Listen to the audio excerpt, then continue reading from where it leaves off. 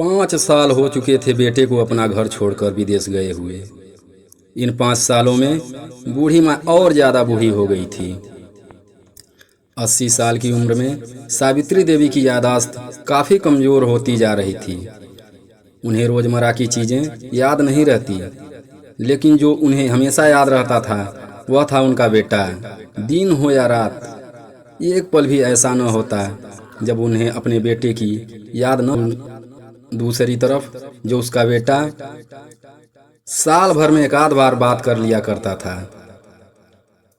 और वो भी 1 मिनट से ज़्यादा फ़ोन पर बातें नहीं किया करता। फिर भी बूढ़ी माँ टकटकी लगाए अपने बेटे का इंतज़ार करती रहती। एक दिन बेटे का विदेश से फ़ोन आया। हेलो हेलो, सुन रही हो ना माँ? सुधीर बोला। कैसी हो माँ? मैं ठीक हूँ बेटा। तुम बहू और मेरा पोता कैसा है? माँ ने पूछा। सब अच्छे हैं माँ। मैं अगले हफ्ते गांव आ रहा हूँ माँ, तुम्हें लेने के लिए। अब हम सब साथ मिलकर ही अमेरिका में रहेंगे। तुम्हारी बहू कह रही थी माँ को यहाँ लेकर आओ, बेचारी अकेली वहाँ परेशान होती होंगी, बेटे ने कहा। माँ की बूढ़ी सूखी आंखें आंसुओं से भीग गई। उसके कमज़ोर शरीर की नस नस में खुशी की लहर दौड़ गई। बेटे और बहू का अपने प्रति प्रेम देखकर माँ का मन खुशी से भर आया। बेटे ने आगे कहा, माँ तैयार रहना, मुझे ज़्यादा दिन की छुट्टियाँ नहीं हैं। जिससे पैसे लेने हैं लेकर रखना, तब तक मैं प्रॉपर्टी डीलर से बात कर लेता हूँ। घर बेचने के लिए? माँ ने पूछा। हाँ माँ, गांव का घर हमें बेच देना पड़ेगा। अब हम साथ ही रहने वाले हैं, तो वहाँ घर का कोई मतलब नहीं होगा, बेटे ने कहा। बुढ़ापे की वजह से ठीक से चलने में असक्षम माँ ने पूरे मोहल्ले में घूम घूम कर अपनी इस खुशखबरी को सुनाया। माँ जी के आखिरी दिन अब अपने परिवार के साथ खुशी खुशी बीत जाएंगे। घर वापस आकर माँ ने अपने घर के कोने कोने को ऐसे देखा जैसे वह अपने दूसरे बेटे को देख रही हो। और देखे भी क्यों ना, उस घर को अपने बेटे से कम थोड़ी समझा था। अपने पति के साथ 60 साल तक यहीं तो बिताए थे, लेकिन अब मजबूर थी।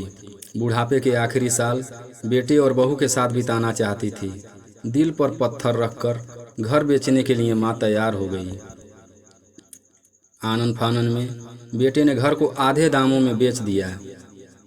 माँ ने ज़्यादा नहीं, लेकिन जिन चीज़ों से दिल लगा था उन चीज़ों को समेटा और बेटे के साथ टैक्सी में बैठकर एयरपोर्ट के लिए चली गई। एयरपोर्ट पर आकर बेटे ने माँ से कहा, माँ तुम यहाँ बेंच पर बैठो, मैं सामान और बोर्डिंग पास की जांच कराकर आता हूँ।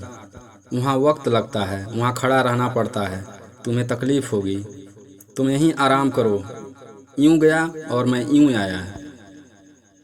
माँ बेंच पर बैठ गई और बेटा अंदर चला गया। काफ़ी समय हो गया, बेटा वापस नहीं लौटा। माँ सोचने लगी ज़्यादा भीड़ होगी इसलिए देर लग रही होगी। अंधेरा होने को आया, अब तो लोगों की चहलकदमी भी कम होने लगी। माँ को अब चिंता होने लगी। एक कर्मचारी आकर पूछा, किससे मिलना है माँ जी? यहाँ पर क्यों बैठी हैं? डरती हुई आवाज़ में सावित्री देवी बोली, मेरा बेटा अंदर सामान की जांच कराने गया है, अमेरिका जा रहे हैं हम। क्या नाम है माँ जी आपके बेटे का? कर्मचारी ने पूछा। सुधीर नाम है मेरे बेटे का, सावित्री देवी ने बताया। कर्मचारी अंदर गया और थोड़ी देर बाद लौटा। उसने सावित्री देवी से कहा, माँ जी अमेरिका जाने वाली फ़्लाइट तो दोपहर में ही जा चुकी है, और आपका बेटा भी उस फ्लाइट में बैठकर अमेरिका जा चुका है। अब आपके यहाँ बैठने का कोई मतलब नहीं है, आप भी अपने घर चले जाइए। क्या जा चुका है और मैं घर जाऊं? घर? माँ की आंखों में आंसुओं का सैलाब उठने लगे। जैसे तैसे माँ घर पहुंची, जो अब उसका था ही नहीं। बिल्कुल बिक चुका था। वो वहीं बरामदे में तुलसी के पास सो गई। घर के नए मालिक को उस पर दया आई तो एक कमरा किराए पर उसको दे दिया। पेंशन के पैसों से खाना और किराए का बंदोबस्त हो जाता था। दिन बीतने लगे। कुछ दिनों बाद घर के नए मालिक ने सावित्री देवी से कहा, माँ जी, आप अपने रिश्तेदारों के यहाँ जाकर क्यों नहीं रहती हैं? इस उम्र में आपके लिए वही अच्छा होगा। माँ जी बोली, अच्छा तो होगा, लेकिन अगर मेरा बेटा वापस आया तो उसका ख्याल कौन रखेगा?